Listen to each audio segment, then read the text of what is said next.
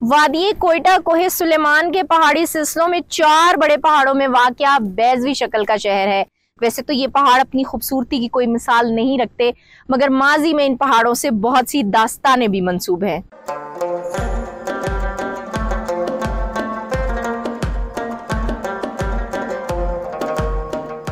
इन पहाड़ों में कोहे चिल्तन, कोहे तकत्तू, कोहे ज़रगून और कोहे मुर्दार शामिल हैं। इनसे माजी की कई दास्तानें भी जुड़ी हैं। शहर की कदीम दास्तानों में कोहे चिल्तन से एक कहानी मंसूब है।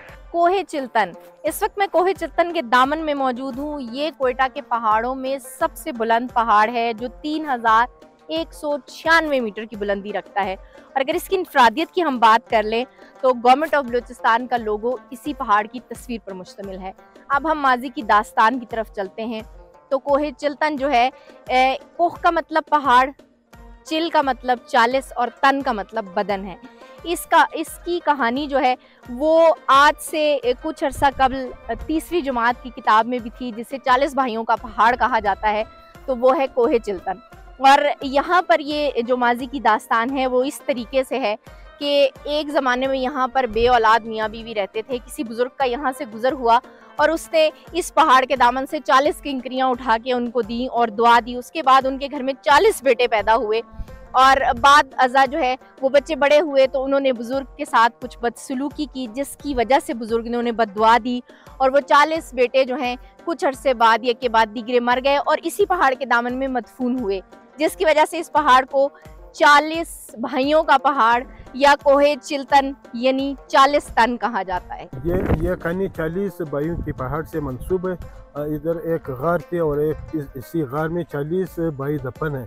बस बचपन से हम यही कहानी सुनते आ रहे हैं और बुजुर्गों ने भी यही बताया है कि ये 40 भाइयों का पहाड़ है और इस गार के अंदर 40 तन जो है 40 भाई वो दफन है। इसी तरह कोहे मुर्दार से मुतल्लिक भी मुख्तलिफ लोग दास्तानें मौजूद हैं। कोहे मुर्दार 3184 मीटर बुलंद पहाड़ है। इस पहाड़ के नाम के पीछे की रिवायत यह है कि किसी दौर में इस पहाड़ी सिलसिले से आतिशफशां का धुआं निकला करता था। बाद अज़ां ये धुआं निकलना बंद हो गया, जिसके बाद यहाँ के अफराद ने इस पहाड़ का नाम मुर्दार यानी जो मर गया हो रख दिया और यूं वक्त के साथ साथ ये कोहे मुर्दार कहलाया जाने लगा। ये पहले ज़माने से बुजुर्गों से सुनते चले आ रहे हैं कि ये यहाँ से आतिशफशां निकल रहा था और धुआं निकल रहा था। आहिस्ता आहिस्ता ये धुआं ख़त्म होता गया और आतिशफशां जो है ना रुक गई। तो बाद में इसको मुर्दा पहाड़ कहा जाता था और अभी इसलिए इसको कोहे मुर्दार, मुर्दा से फिर मुर्दार बन गया, अभी कोहे मुर्दार है।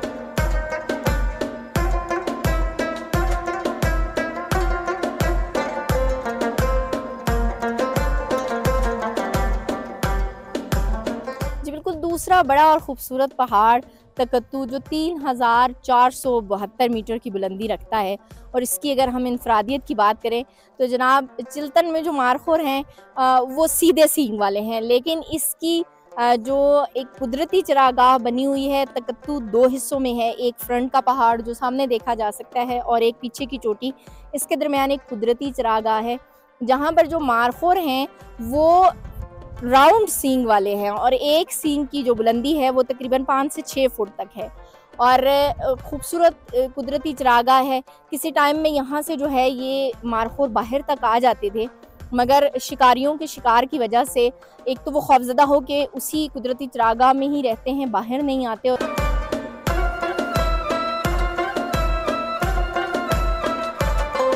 इसी तकत्तू इस वजह से किया जाता है बाजी कि हमारे लोगों का परदादा ने बोला हुआ है कि भाई सुलेमान अलैहिस्सलाम का जब तख्त इधर बैठ गया फिर जो इस किताब नहीं ला सकता हिल गया। उसी टाइम से नाम भी इसी वजह से दिया हुआ है।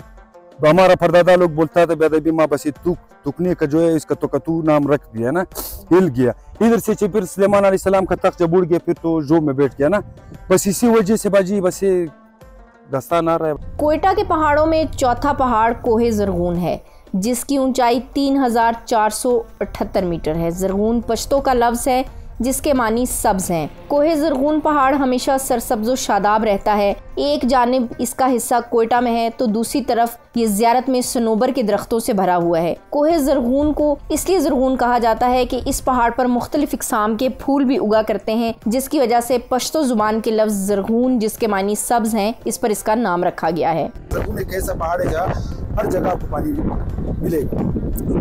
कहीं उसमें जो है ठंडा भी बहुत है और इसमें लोग रहते भी है। इसको डिस्कवर एक साइड में तो ज़्यादा है, उसमें सनोबर के दरख्त और जंगलात भी बहुत ज़्यादा है। वादी कोयटा के इतराफ में मौजूद ये तमाम पहाड़ संगलाख हैं जिन पे बड़े बड़े दरख्तों का परवान चढ़ना मुमकिन नहीं, जबकि पहाड़ों पर कई जड़ी बूटियाँ उगती हैं जो माजी में अद्वियात में इस्तेमाल की जाती थीं।